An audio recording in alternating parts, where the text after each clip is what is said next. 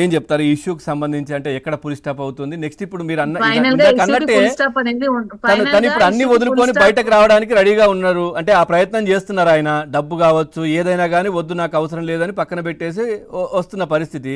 So ఇప్పుడు మీరు తను అట్లా వచ్చేసిన తర్వాత నెక్స్ట్ ఏంటి, ఎట్లా ముందుకు వెళ్తారు? ఇప్పుడు తనంత ధైర్యంగా వస్తున్నారు, మీ హస్బెండ్ కూడా మీకు ధైర్యంగా సపోర్ట్ చేస్తున్నారు. అంటే తనకు తెలుసు నేను అట్లేం లేదు, 1 year నుంచి మేము వేరే ఉన్నప్పటికీ కూడా తనకు ఏం చేయాలో తెలుసు అని చెప్తున్నారు. మీ మదర్ కూడా ఫాదర్ కూడా మీకు హాస్పిటల్లో ఉన్నప్పుడు వచ్చినప్పుడు మీ జీవితం నువ్వు చూసుకో, నీకు తెలుసు కదా అన్నారు. మీరు ఎట్లాంటి నిర్ణయం తీసుకోబోతున్నారు నెక్స్ట్? అదే నేనైతే నా రాజకీయ ప్రస్థానం కొనసాగించాలనుకుంటున్నాను. శ్రీని గారితో ట్రావెల్ చేయాలనుకుంటున్నాను.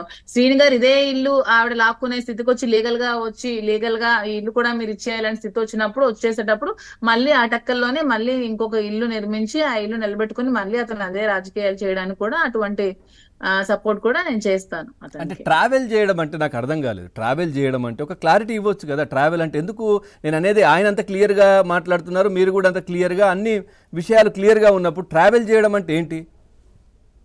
అదే అండి, ఒంటరి అయిపోయినప్పుడు అతన్ని చూసుకోవాలి కదా, అది చెప్తున్నాను నేను. అంటే కలిసి ఉంటారు, ఇద్దరు కలిసి ఉంటారు, అవసరమైతే పెళ్లి చేసుకుంటారు, అంతే కదా. మరి అది హస్బెండ్ కూడా ఇక్కడికి వచ్చి మాట్లాడిన తర్వాత నేను ఇంకా మీకు డైవర్స్ ఇస్తాను, ఇంకా మీరు ఇలా చేయాలన్నప్పుడు అలాంటి నిర్ణయాలు తీసుకుంటామని ఇంకా ఫ్యామిలీస్ తో మాట్లాడి తీసుకోవాల్సిన నిర్ణయాలు అంటున్నాను. అంటే మీ హస్బెండ్ వచ్చిన తర్వాత కూర్చొని మాట్లాడి ఒకవేళ అటువైపు ఇటువైపు అంతా ఓకే అయిపోతే ఇప్పుడు శ్రీని గారి పరిస్థితి కూడా మన బయటకు వచ్చేస్తాయని మీరు ఇద్దరు మ్యారేజ్ చేసుకొని కొత్త జీవితాన్ని స్టార్ట్ చేస్తారు. అంతేనండి. రైట్, థ్యాంక్ యూ అండి. థ్యాంక్ యూ మాధురి గారు చర్చలో పాల్గొన్నందుకు. ఇది వాళ్ళ చర్చ. తాజా సమాచారం.